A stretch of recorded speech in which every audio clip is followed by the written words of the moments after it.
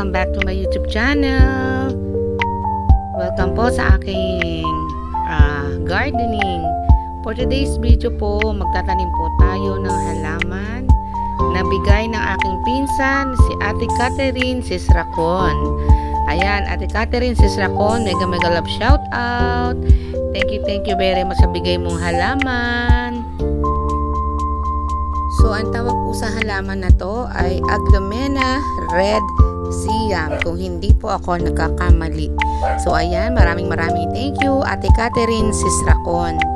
So, pumunta ako sa bahay nila at nagpatahi ng short. Pinalagyan ko ng garter yung aking mga lumang short na inayos ko sa aparador.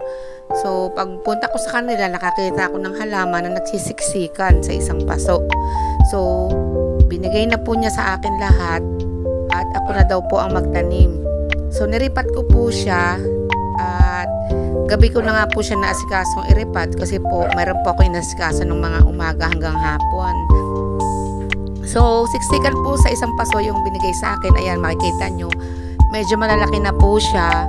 So, 3 piraso po yung inilagay ko sa isang paso at may natira pa po akong 3 piraso na medyo maliit. Nilagay ko po muna doon sa lumang paso. So, i-vlog ko na lang po siya sa ibang araw or sa susunod na araw pag may free time po ako. So, gabi ko po siya nirepat para po malamig yung panahon. Ayoko po kasing magrepat ng katanghaliang tapat. Ang feeling ko kasi malalanta yung halaman. Kaya yan po, gabi or umaga po ako nagre-repat ng aking halaman.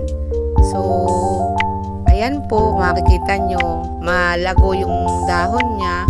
So, sinaga ko siya na ayusin.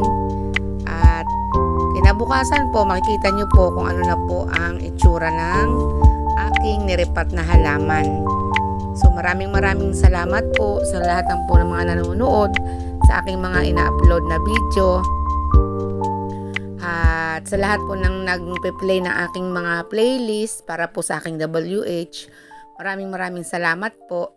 And then, ayan po, maraming salamat din po sa mga silent viewers kapag po ako ay nagla-live. At maraming salamat po sa Team Bakbakan at sa mga taga Plantita at sa mga taga Team Promote na nanonood po ng aking mga ina-upload na video. Maraming thank you po. At doon po sa mga walang sawang nanonood, na datihan ko pa po subscriber, thank you very much po. Marami po kayo, kaya hindi ko na po kayo isa-isahin. So, lagi ko naman po kayong nakikita sa comment box. O yan, nakikita ko kayo lagi dyan na nagko-comment sa aking mga video. Kaya, maraming salamat po. So, ayan po. Sinasalin ko na po yung lupa para maayos po ang ating halaman. So, ayan mga kaibigan.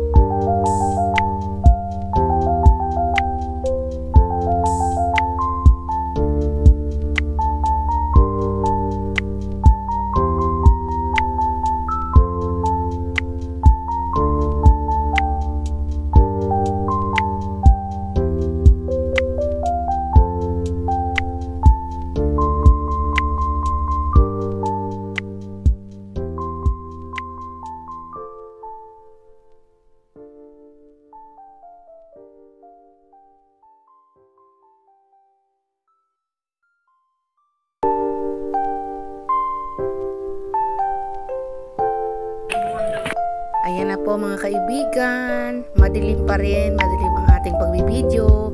Hindi masyadong nakikita yung kagandahan ng kulay ng ating aglomena.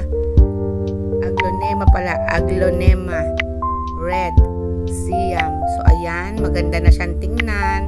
Lalo na pag umaga, yung may liwanag ng araw. So ayan po mga kaibigan.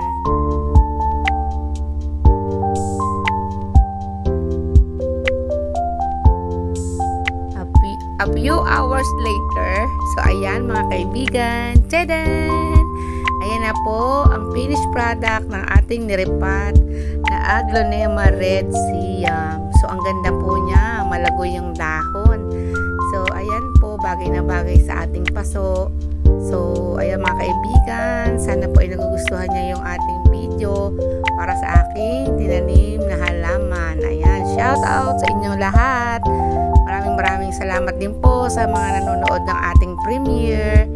Maraming thank you po. Ayan, ang lusog-lusog ng dahon. Ang ganda, diba mga kaibigan? Namumula yung mga gilid ng dahon. So, napakaganda po. Sana mas lumago pa siya sa susunod na mga araw. So, maraming thank you po ulit sa panonood nyo. Sana po ay nagustuhan nyo ang ating video. And sa muli po, maraming salamat po kay Ate Catherine Sisracon. Si Ate Tiyin kung tawagin. Ayan, talagang ibinigay niya na sa akin yung halaman na iyan. Maraming salamat Ate Tiyin sa pagbigay ng halaman. So hanggang dito na lang po ang aking video. Mga kaibigan, maraming salamat po sa panonood. Thank you very much at mag-ingat palagi. God bless you all. Bye-bye! See you on my next vlog. At nga pala, sa mga hindi pa nakasubscribe, huwag niyo pong kalimutan mag-subscribe, mag-like, mag-comment, at i-hit ang notification bell para lagi po kayong updated sa aking ina-upload na mga video. Maraming thank you po. Hanggang sa muli. Bye-bye everyone!